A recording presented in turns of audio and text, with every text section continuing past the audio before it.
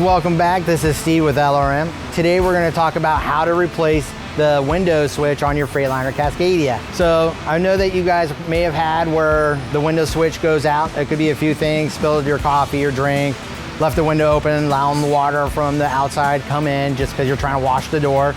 You know, fun things like that. What we're going to need today for a tool is a flathead screwdriver. And if you don't have one of those, I'm pretty sure all you drivers, I got this nice fancy knife, a knife. So those kind of things is the only thing you're gonna need to replace the switch. Always keep in mind, let's try to figure out if it is the switch. First things first, we wanna keep it simple, right? I use the KISS method. We're gonna check the fuses. On this Freightliner Cascadia 2018, what we're gonna do is go on the passenger side, right? It's gonna have that pull part, you pull it, and then it'll show you a nice, beautiful black door, right? You're gonna open up the tabs, and then you're gonna look for window switch. Now there should be one for driver side and one for passenger side.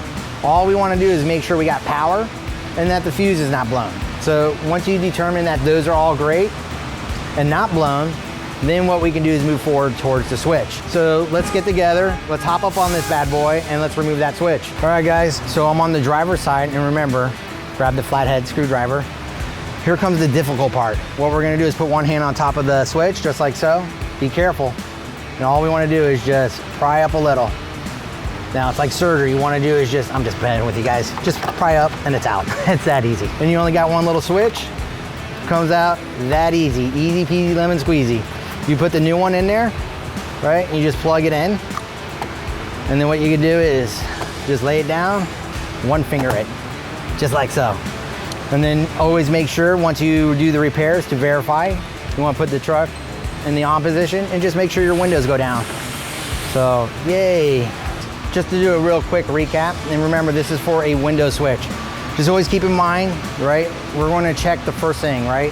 Fuses. You know, if they're blown, replace them before we have to replace an expensive part, because that window switch, I gotta tell you, it ain't cheap.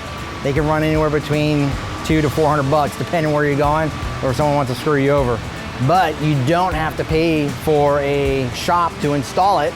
As you guys can see, it's super hard. Just keep in mind, always double check there, because it's gonna be bad if you just put a switch in and it's still not working, just to find out that $1 for a fuse went out.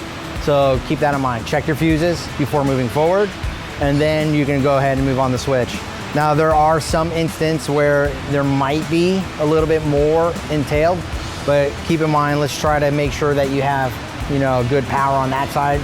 If you don't have power over there and the fuse is good, then at that point you would need to look for a professional to help you to find out why we're not getting power to your fuses. So it could be the same one, it could be a broken wire somewhere. At that point you would have to get involved with a shop. But if you have power, there's a good chance, which I've seen almost 90% of the time, all we had to do is replace the switch. It's very simple. You guys can do it yourselves at home. If you have any other questions, you know, please hit me up with a comment at the bottom. If you guys like what you saw today, pound that like button. And guys, I want to get more content your way. You guys got to subscribe. I'll see you guys around.